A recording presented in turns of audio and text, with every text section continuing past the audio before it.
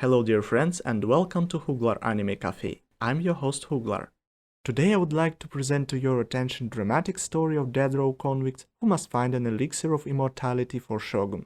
This story begins with a flashback of a little girl Sagiri. She witnesses how her father, an executioner of Yamada clan, is going to behead a storyteller who is sentenced to death.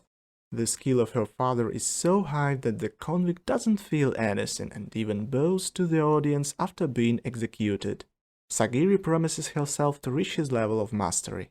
In the next scene, Sagiri is ready to carry out execution. She is praised by the magistrate's officials for a good performance, but with a mentioning that she is a woman. Sagiri accepts it, but feels the burden of the life she has taken. During the execution, Yamada Asaemon Aizen saw fear and doubt in her eyes. He reprimands Sagiri because such feelings will make the condemned suffer. That's not acceptable by skilled executioner. Despite telling Aizen that she will solve this inner problem, Sagiri feels an intense fear again after beheading her next convict, whose suffering she sees on the blade and asks herself how to expel this terrible feeling from the heart to become as confident as her father.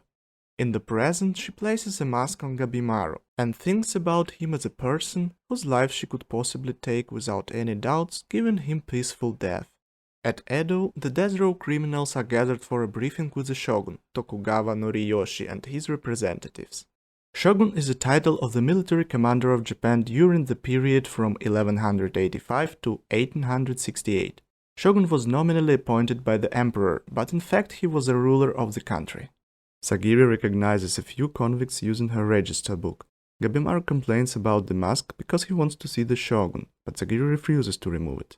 A Shogun's retainer explains to the convicts that everyone who returns back with Elixir of Life from island Shinsenkyo will get a pardon for the crimes. The crowd was inspired by this information, especially one of the worst criminals named Adachi Matagoro, who is going to continue killing without consequences as soon as he receives the pardon. Sagiri hears him laughing and wonders if she could kill such a monster without hesitation. A beautiful kunoichi speaks to Gabimaru expressing her disappointment with his appearance and condition. He calmly apologizes for this. Sagiri asks herself if Gabimaru, who looks harmless now, is as dangerous as the rumors say.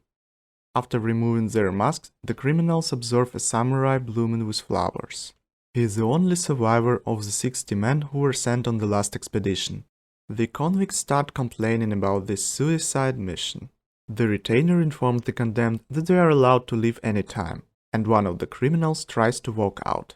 Aizen beheads him with one quick strike.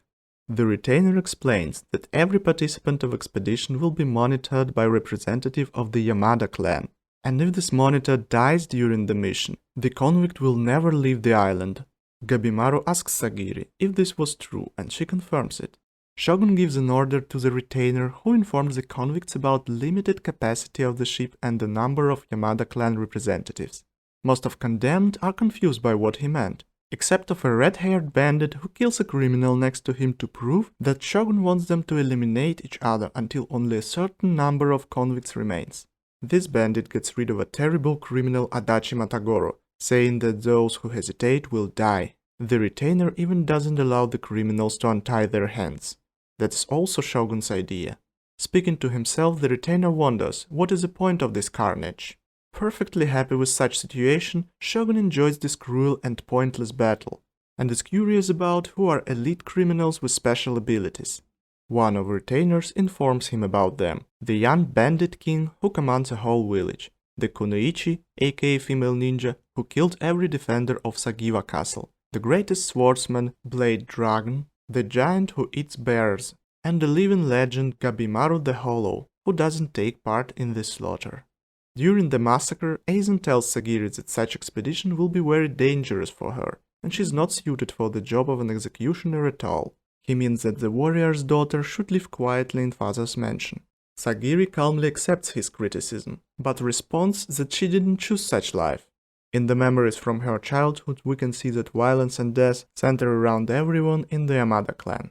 In the present, Sagiri is attacked by 3 criminals, but she refuses the help of Aizen, and beheads them herself very fast. Right after this, Sagiri freezes, feeling her inner fear again. Hearing the voice of Gabimaru, she regains her composure. He wonders if there is another way to choose participants than let them eliminate each other. He states that unwillingness to kill another human being is natural. The retainer responds that he will lose a chance for a clemency and offers a deal to other criminals. If they manage to kill Gabimaru, they will get a place on the ship. Favoring this, a convict attacks Gabimaru with a stone. Condemned ninja tries to reason with aggressive guy, but after all has to fight back for his life. Gabimaru murders the criminals in a really horrible way. Looking at Gabimaru's demonic reflection, Sagiri recalls his words, and she realizes that she doesn't need the courage to execute people, but the resolve to carry the burden of the lives she has taken. Aizen notices Sagiri's tears and asks if she's okay with such mission. Sagiri states that she can handle this and kill Gabimaru if needed. The retainer stops a massacre and declares following names: King of Bandits Asa Chobei, Blade Dragon Tamiyagan Tetsusai, Killer of 100 Keiyun the Ogre, Nurugai from Sanka, Assassin Monk Horubo, Shinobi aka Ninja Gabimaru, Courtesan and Cannibal Akaginu, Kunoichi Yuzuriha, Renegade Makiya Moro, and Giant Rokurota. Each of them will be paired with an Asaemon and sent to the Uncharted Island for the Elixir of Life. This video is based on the second episode, aka Screening and Choosing, of a brand new supernatural anime, Hell's Paradise Jigokuraku. Release date April 1st, 2023. This dark fantasy anime is created by Studio Mappa and directed by Kaori Makita.